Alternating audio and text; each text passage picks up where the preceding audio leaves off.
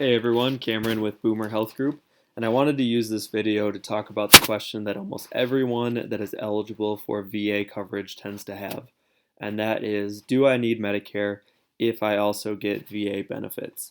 So the short answer is no, and the longer answer is you probably do.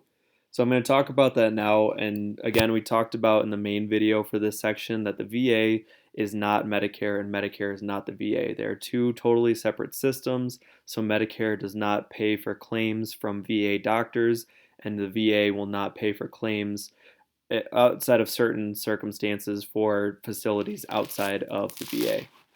So with that being said, technically speaking, if you plan on only seeing VA doctors and going to the VA for your prescription medications and other procedures, you don't need to get Medicare Part B or Part D. And that is because if you only use the VA, your VA benefits will cover your care and you won't really run into a Medicare situation because you won't be outside of the VA.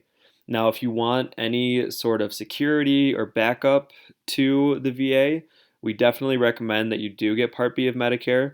That will ensure that you can get coverage from any doctor in the country because outside of the VA, you have the Medicare as your backup. And then you also can get even a Medicare Advantage plan or a Medigap to go with it. So you're not limited. If you get Medicare, you have more options than just the VA. And this is helpful for certain procedures that may come up or just really anything. It gives you more of peace of mind knowing that you have the flexibility to go other places. And the other big thing is you'll often hear that Part D is not an issue when you have the VA. You're not going to be penalized for not having drug coverage. We'll talk about that in another section below this video, but I wanted to focus now on the late enrollment penalty for Part B.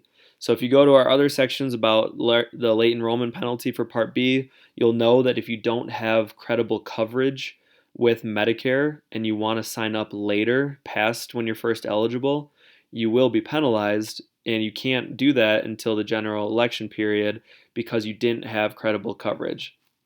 So what all that means in layman's terms is Part B of Medicare, which covers your outpatient facilities and your doctor visits, VA healthcare is not credible when it comes to Part B.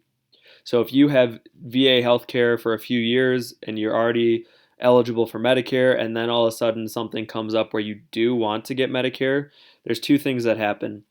You can only enroll during the general enrollment period, which is from January 1st to March 31st. When you do that, your Medicare Part B will start in July.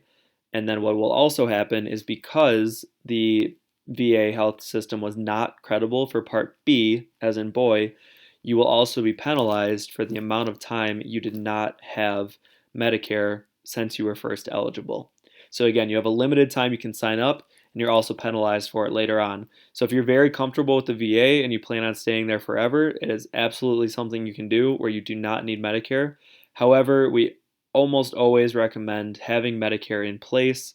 That way you have flexibility to go outside of the system and you're not going to have to worry about a penalty going forward. So if you have specific questions or a specific situation, give us a call. We can talk it through it. Just know that this is not the same as TRICARE. We'll talk about that in other videos.